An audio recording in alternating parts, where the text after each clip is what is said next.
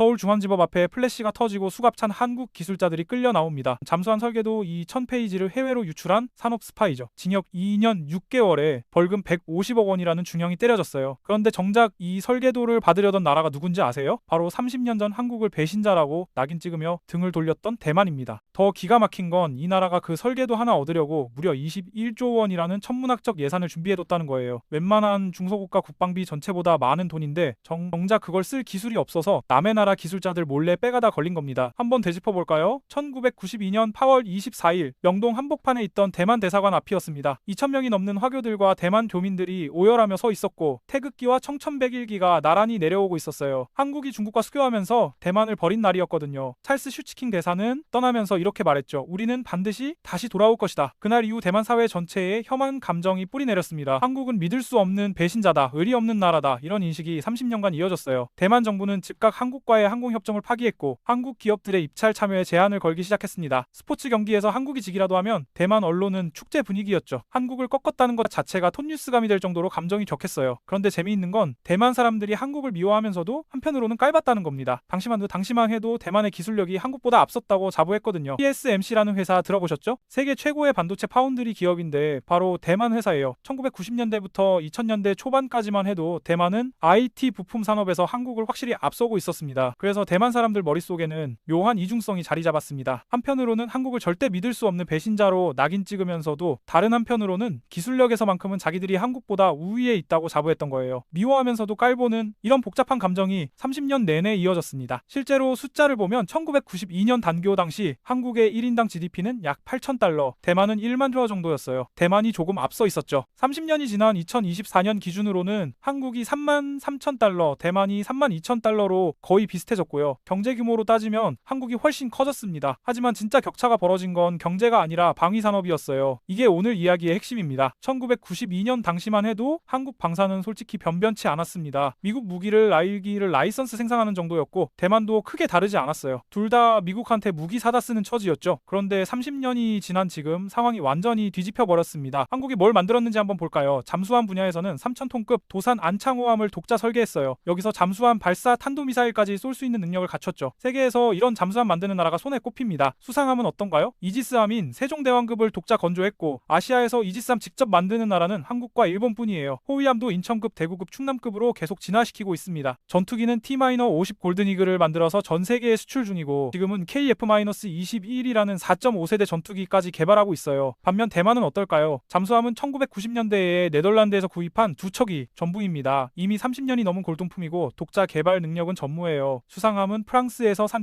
캉딩급, 미국에서 산 키드급을 겨우 운용하고 있는데 독자 설계 능력이 부족합니다. 전투기는 FC-K-1 경국을 1990년대에 만들긴 했지만 그 이후로 차세대기가 없어요. T-1라는 훈련기를 개발 중이긴 한데 진척이 느립니다. 왜 이런 격차가 벌어졌을까요? 한국은 북한이라는 실존적 위협과 휴전선을 맞대고 있었습니다. 매일같이 총뿌리가 겨눠진 상황에서 자주국방에 목숨을 걸 수밖에 없었어요. 무기를 직접 만들어야 한다는 절박함이 있었던 거죠. 대만은 달랐습니다. 미국이 지켜줄 거라고 믿었고 중국이 설마 쳐들어오겠냐는 안일함도 있었어요. 그래서 방산보다는 반도체 같은 민간 산업에 집중했죠. 30년 뒤 결과는 명확합니다. 한국은 무기 수출 세계 9위 국가가 됐고 대만은 무기를 사야 하는 처지가 된 겁니다. 그럼 대만이 왜 지금 한국에 매달리게 됐는지 파헤쳐 보겠습니다. 첫 번째 이유는 중국의 위협이 더 이상 가상이 아니라 현실이 됐기 때문입니다. 2010년대 후반부터 상황이 급변했어요. 시진핑 주석이 권력을 강화하면서 대만에 대한 압박 수위가 급격히 높아졌거든요. 중국 전투기들이 대만 방공식별 구역을 수시로 침범하기 시작했습니다. 방공식별 구역이 뭐냐면 자국 영공에 들어오기 전에 미리 확인하는 완충지대예요. 여기 들어오면 신원을 밝혀야 하고 그래야 지나갈 수 있는 거죠. 그런데 중국은 이걸 완전히 무시하고 매일같이 들어오는 겁니다. 2022년에는 결정타가 나왔어요. 낸시 펠로시 미국 하원 의장이 대만을 방문했는데 중국이 완전히 격분했습니다. 대만 주변에서 대규모 군사 훈련을 벌였는데 이게 그냥 훈련이 아니었어요. 미사일 발사하고 해상 봉쇄하고 상륙 작전까지 연습했거든요. 사실상 침공 리허설이었던 겁니다. 대만 사람들은 충격에 빠졌어요. 중국이 진짜로 쳐들어올 수도 있겠구나 이런 현실을 뼈저리게 느낀 거죠. 여기서 대만이 깨달은 게 있습니다. 미국만 믿고 있으면 안 되겠다는 거예요. 미국은 대만을 지켜주겠다고 명확하게 약속한 적이 한 번도 없어요. 전략적 모호성이라고 하는데 중국이 침공하면 미국이 개입할 수도 있고 안 할 수도 있다는 애매한 입장을 유지하고 있거든요. 대만 입장에서는 불안할 수밖에 없죠. 만약 미국이 안 오면 우리가 직접 싸워야 하는데 그럴 무기가 없다는 게 문제였습니다. 그래서 대만은 자주국방을 선언했어요. 국함국조라는 정책을 내세웠는데 한자로 국함국조, 자국의 함정은 자국이 건조한다는 뜻입니다. 우리 배는 우리가 직접 만들겠다. 잠수함도 직접 만들겠다고 선언한 거죠. 2016년부터 자주 잠수함 프로그램을 시작했는데 예산이 무려 160억 달, 우리 돈으로 약 21조 원이었어요. 그런데 여기서 문제가 터졌습니다. 돈은 있는데 기술이 없었던 거예요. 쉽게 비유하자면 이런 겁니다. 여러분이 집을 짓고 싶은데 돈은 10억이 있어요. 근데 설계도가 없고 벽돌 쌓는 법도 모르고 배관 연결하는 법도 모릅니다. 인부를 구하려고 해도 경험 있는 사람이 없어요. 이게 대만의 상황이었던 겁니다. 21조 원이라는 천문학적인 돈은 있는데 잠수함 만드는 방법을 아는 사람이 아무도 없었어요. 대만의 조선업은 상선 위주였거든요. 화물선, 유조선 같은 민간배 만드는 데는 익숙했지만 잠수함은 완전히 다른 물건입니다. 잠수함은 물속 수백 미터에서 엄청난 수압을 견뎌야 하고 용접 하나 잘못하면 찌그러져서 승무원 전원이 죽어요. 소음도 최소화해야 하고 적에게 발각되면 끝이니까요. 어뢰 발사관, 소나 전투 체계까지 통합해야 하는 초정밀 복합체거든요. 대만에는 이런 경험이 전혀 없었습니다. 그럼 외국에서 사오면 되지 않냐고요? 그것도 안 됐습니다. 세 번째 이유가 바로 이거예요. 대만은 국제적으로 완전히 고립되어 있었습니다. 중국이 전 세계를 상대로 압박을 넣고 있거든요. 대만한테 무기 팔지 마라 이렇게 해요. 서방 국가들 대부분이 중국 눈치를 보고 있어요. 중국은 세계 2위 경제대국이고 14억 인구의 거대한 시장이니까 중국이랑 관계가 틀어지면 손해가 어마어마하거든요. 그래서 대만한테 무기 파는 걸